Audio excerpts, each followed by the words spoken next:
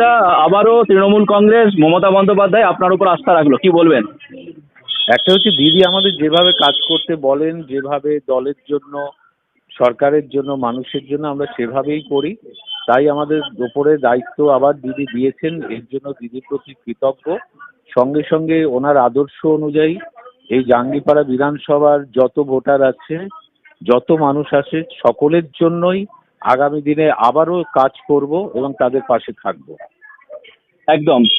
মাঝে কিছু সময় যখন বিধানসভা নির্বাচন যত এগিয়ে আসছিল, বিভিন্ন রকম আপনার বিরুদ্ধে বা খবর চলছিল, এই বিষয়কে তোয়াক্কা না করে একেবারে তৃণমূল সুপ্রিমো আপনার উপরই আস্থা রাখলেন। হ্যাঁ, কারণ ও বিরোধী দল তো আছে, আমরা সরকার রয়েছি, আমাদের বিপক্ষে অন্যান্য দল আছে। অন্যান্য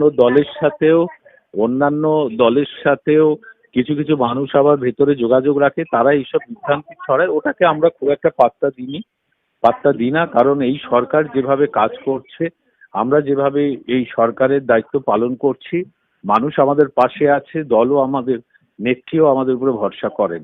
আর যারা এইসব করে, তারা তো তাদের কোনো মূল্য সময় আছে বলে আমার মনে হয় না।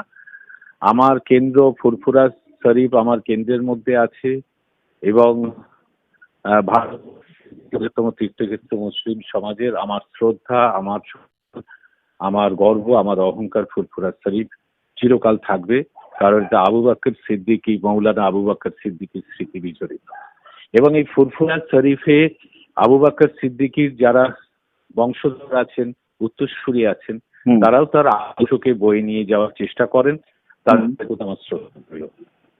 একদম। আর নির্বাচনী প্রচারে তাহলে কবে থেকে নামছেন? কালকেই রাজবল্লভীর মন্দিরে পুজো, প্রতি বছর ওই মন্দিরে আমরা পুজো দিই, তার অ্যারেঞ্জমেন্ট চলছে কাল সকালবেলা থেকে। তিনবারের বিধায়ক, আলাদাভাবে কোনো প্রচারের দরকার আছে কি মনে করেন? না, আমরা সারা মধ্যে থাকি, কাজের মধ্যে থাকি, আলাদা প্রচারের কিছু দরকার হয় না।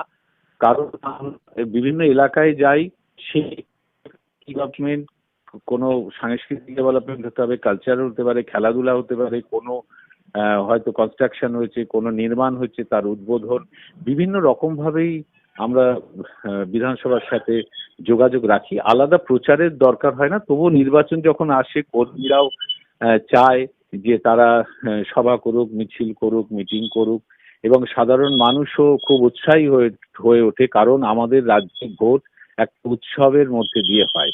সেই উৎসব চলতে থাকে, এই 1 মাস 1.5 মাস ধরে চলবে।